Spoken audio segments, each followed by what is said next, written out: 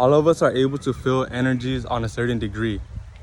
As when someone's staring at you, you can feel their attention and their energy just being drawn to you and focused on you. That's why a lot of times we're able to feel that, because literally whatever you focus on grows. So if someone's staring at you, their energy is just focusing on you. So you're able to feel that, like, what the heck? And you don't even need to be looking at their direction to know that someone's staring at you. Why? It's because you feel it on a deeper level.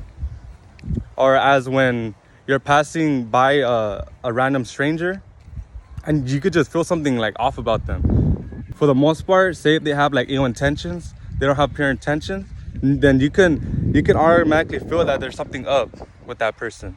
Why? It's because we're able to feel it on a deeper level than the physical. Although all of us are able to feel energies on a different like wavelength, there are some who are able to feel it much more intensely, which a lot of us call empaths. And yeah, basically you're able to feel other people's like their energy field, which is known as aura, for has to what most people would call it our aura, which is our energy field. And it's known to be around 6 feet from us, like it's able to expand. But there are a lot of people who actually believe that it's a lot more further from that, more farther, which I believe too, because I don't only think that our aura is only about 6 feet from us, or 5, or whatever it is. I do think that it can be as big as, like, the more energy you draw into yourself, the more energetic you are, the more it expands. So who knows how much it can expand to. So yeah, that's why a lot of empaths are able to feel like other people's emotional state as if it was their own state. Like I've always been one to feel other people's emotions. Since I remember, I've always been able to be in tune to other people's emotions, and I was unaware of that. So a lot of the times I thought they were my emotions, and then I would be over here mad or sad, or sometimes even happy, like on basically what other people's feeling. Like for an example, as I was a kid, say a lot of times my father would come home from work, and most of the time when we come home from work, we're either tired, we're exhausted. So a lot of us are mad, maybe because how the day went there. And yeah, basically when he would come home and say if he was like frustrated, if he was angry, like automatically I would feel that from him. And that I was unconscious about it, I actually thought that it was like my own emotion. So I was over here expressing anger. And then he would question me like, oh, why are you so mad? Like, change that damn face. And then I would be like since I was feeling that anger as well, I would kind of be so mad. I'm like, man, like, I guess I wouldn't know that it was coming from him. So I would make up like another scenario as to why I was feeling that emotion. Like, it was pretty crazy how much I was able to feel other people's emotional state. And yeah, he would be like, why are you so mad? Or like, why are you like this? Or why are you like that? And I didn't really know. So I was just like, I wouldn't really say much. And then I would try to like change my expression of my face as much as I can.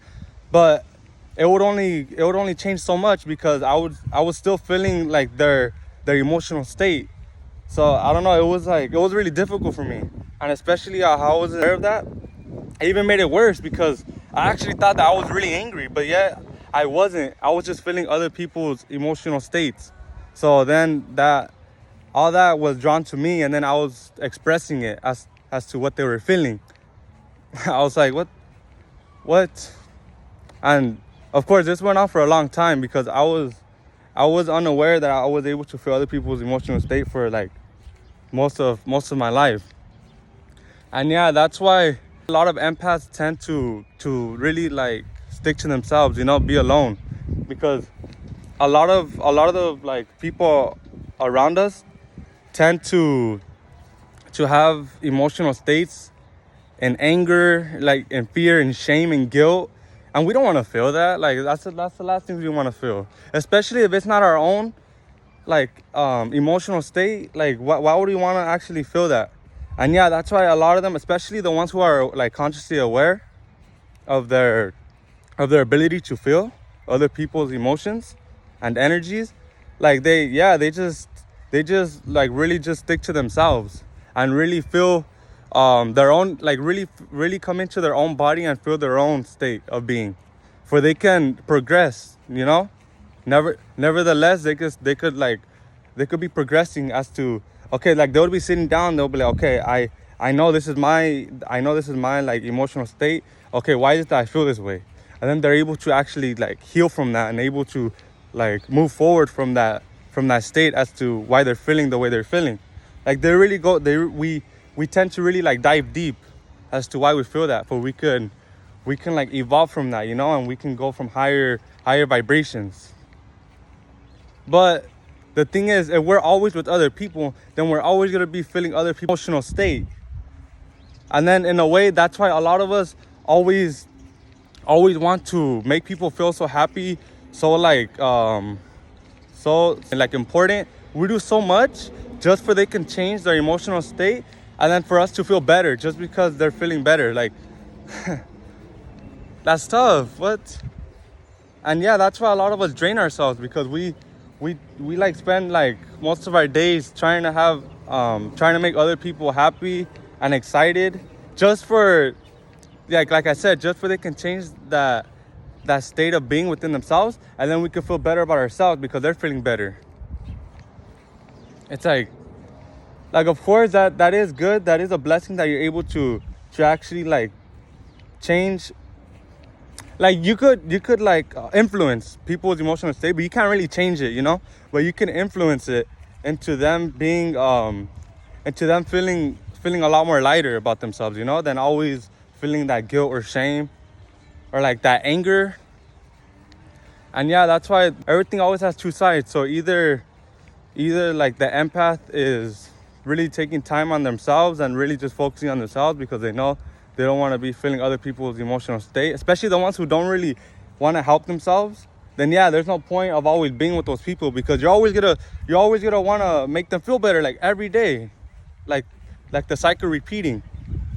Or there's the other ones who are aware and just don't want anything to do with that, and really just want to stick to their own energetic field and really focus on that and really like evolve on that, like raise the vibration, raise their own vibration, than trying to raise other people's like frequency just for you can feel better.